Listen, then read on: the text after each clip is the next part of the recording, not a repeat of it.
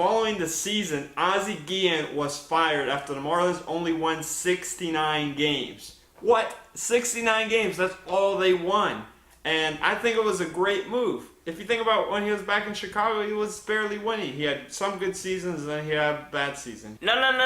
In 8 seasons, he had 3 losing seasons. That's it. That's a model of consistency in my book. 3 out of 8 ain't bad. It's not bad, but at the same time, you want a manager that's going to go out there and put a winning ball club on the field every single year. That's not the manager's fault that we have people injured left and right and people not producing and stuff. That's not his fault. And you look at some of his years, he'll win 92 games. The following year, he'll be back down in the cellar. Next year, he's in first place going into the playoffs. Following year, he loses, he gets 70 wins. It's like you're always going up and down. And think about the Marlins this year. What did you see this year that made you think that he was doing a good job? Bottom line, his winning record was at .678 and .617 with the White Sox. This guy knows how to win. This guy's been there. He's played for winning teams.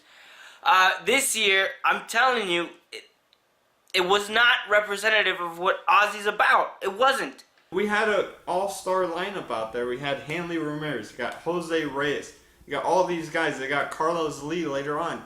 These guys have proven that they can produce year to year. I mean, if they weren't motivated to go out there. Where's Hanley been in the last few years? Nowhere. The guy is garbage. He played like garbage before Ozzie, and he continued to play like garbage. So to add Hanley into that little group there is not fair. You're saying with Hanley Ramirez, but Hanley Ramirez, once he went to LA, he started producing.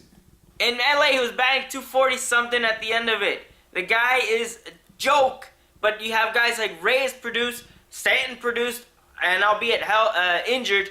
Lomo injured as well, produced a bit. Carlos Lee came in and he did his thing. So, and you had bright spots like Ruggiano, Bonifacio got injured. The lineup was not together in its entirety for, I want to say maybe 5 days, maybe 1. I don't know. It was not the Marlins lineup that we expected. The coaching staff, where Eduardo Perez is the hitting coach, you never saw consistent hitting. So the coaching staff's gone. If you're going to fire a coaching staff, you've got to fire the manager.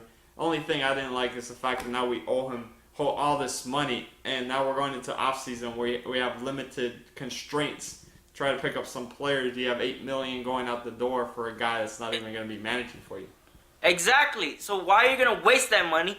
Give him the money, keep him in there and see what he can do. Build around. Build a ball club, not the manager. Think about it. The guy has already established himself as a major league manager.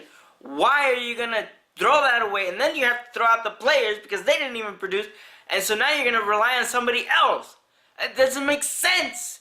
Consistency. I mean, that's it's part of the rebranding. We're the Miami Marlins. We want a winning culture. We want some guys in there that can perform. And by trading guys away like Hanley Ramirez, that he's not going to be there, the best interest of the Marlins. You have a guy, Jose Reyes, always smiling. Kind of the new wave of Marlins players. Giancarlo Stanton's a perfect example.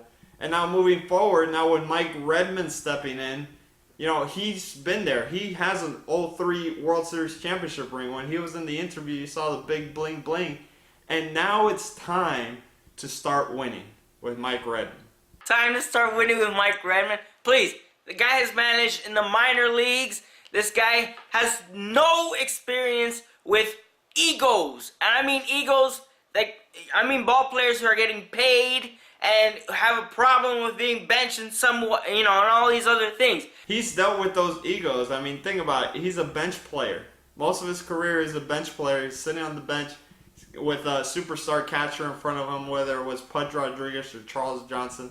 And he's dealt with that before. He knows what it's all about. My thing is, and you've seen it this year with Robin Ventura and Mike Matheny, they did have success, I'll give it, but why are you going to rely on somebody else?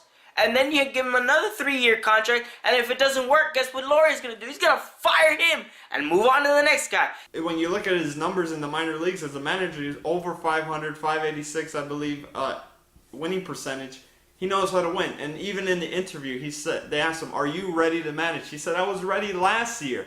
Last year, not this year. I could have been managing last year if you wouldn't even gone after Ozzie." We don't know that yet. We don't know that yet until he manages a major league season. I give you that. He might not get in your face like Ozzie will, but he knows how to win. He knows how to say, "Hey," he's like a Mike Matheny type person. Say, "Hey, let me take you aside." I mean, you also have to look at the players.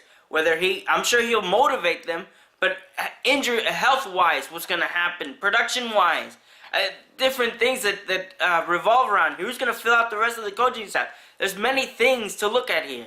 Don't you think we're at least moving in the right direction? Perhaps, but I mean, to be honest, look, as far as model of consistency, the Marlins have hired, 4 managers in the last 6 years, some ridiculous number like that. Joe Girardi in his first year won Manager of the Year, finished at 78-84, I believe. Freddie Gonzalez, first year out of the gate, 71-91. This is the only manager that was kept after that. And what did he do after that? Finished over 500 twice. His third year, he finished in second place. And then being fired after the fourth year, excuse me.